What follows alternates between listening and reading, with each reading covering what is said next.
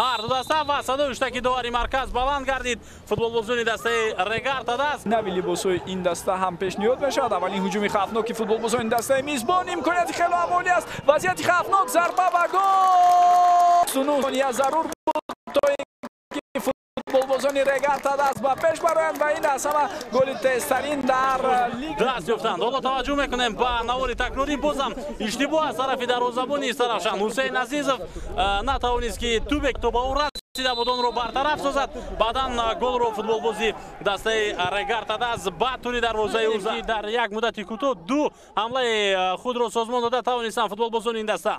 امکانیت نوبتی ضربه پشنوک و ببینید فوتبالبازان رگارتا دست چطور مشکلی میکشند در حالت برطرف کردن ضربه و گل.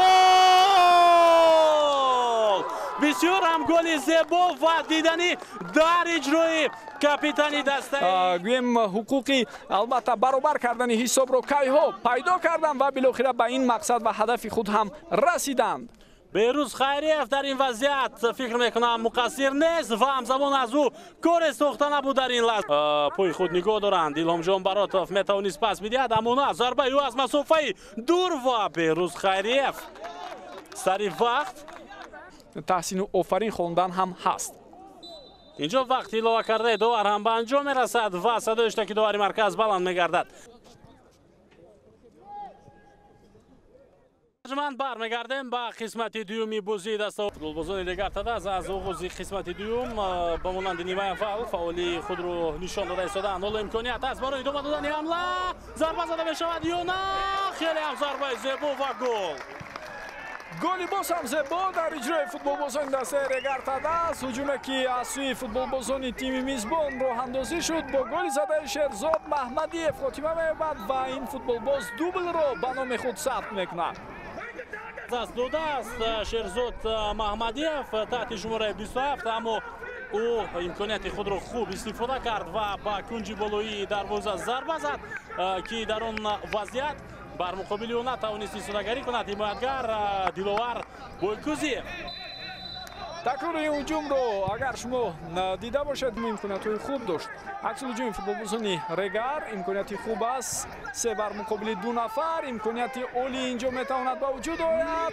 فرصت خیلی هم خوب، ضربه اجرا کرده میشود و گل. حساب 3 بر 1 شد. رگارتا دست در برابر استرافشان با زدن گل سوم خود هم موفق میشود و تغییراتی کرده مربی اینجا کار داد، چرا که دیلوار شوخانیف نفری که در آغاز قسم دوم با میدان برآمد با زدن گل سوم دسته میزبان دست می‌یابد. حاجی اکبر روزوقوف بازیگری بود که با دیلوار شو پاس انجام داد در این وضعیت. بعد یعنی که 3 نفر به هجوم رفتن. تکرارا می‌بینیم این پاس رو و با یک ضربه نشان راست توپ رو با توری دروازه حسین عزیزov وارد کرد دیلوار شو غنیف. اینجا ببینید توپ رو جانب دستان حسین عزیزov دروازه‌بان دسته سرافشان رفت اما این دروازه‌بان نتوانست به توپ رسد و اون رو در میدان خود 1 بر 4 از فوتبالبازان جوان تیم سرافشان دچار شکست شد. اگر با موقع گیری اینجا اشتباهی نوبتی دروازه‌بان ضربه و گل.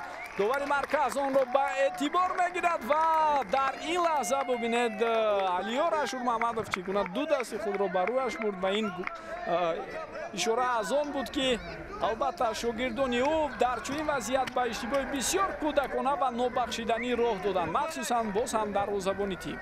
واقعا ما از آغاز این گزارش درباره دروازه‌بان حرف زدیم. ببینید چی کار میکنه دروازه‌بان. اینجا اصلا قاعده ویرانکنی نیست، باید به زمین نفته دروازه‌بان بلکه ادامه بدهد مبارزه رو. فوتبالبازی دسته رگارتا دست شیرزاد محمدیف عموما با اون نرسید. همین طور در حساب دو فوتبالبازی رگارتا دست اینجا دوبل ثبت میشود.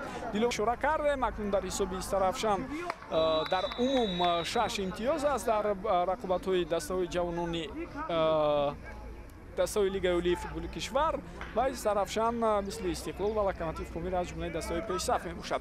اکبر شلداری آرش برای قاعده ویرانکنی که داشت از سوی داور مرکز با کارت زرد جزا داده میشود. به تکرار این حالت رو ببینیم.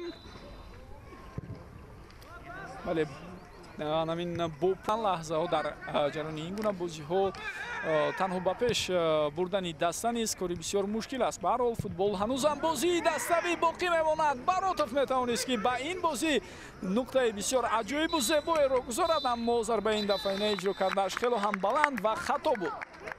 ҳамин тавсада уштаки довар баланд мешавад ва яке аз бозиҳои ҷолибтарини даври сеюми лигаи олии мамлакат бо иштироки дастаҳои Регарта Даст ва Иса Равшан ба нафи дастаи Регарта Даст бо ҳисоби 4-1 ба анҷом мерасад. Тамоми мухлисон ва тарафдорони Регарта Дастро бо аввалин ғалабаашон дар мавсими кунунии лигаи олии футболи кишвар табрик мегӯем ва ба Иса Равшан умедвори он мешавем ки ин даста бозии муайяни худро пайдо мекунад ва ҳатман боз ҳам рақобатпазир будани худро дар бозиҳои дигар исбот хоҳад кард.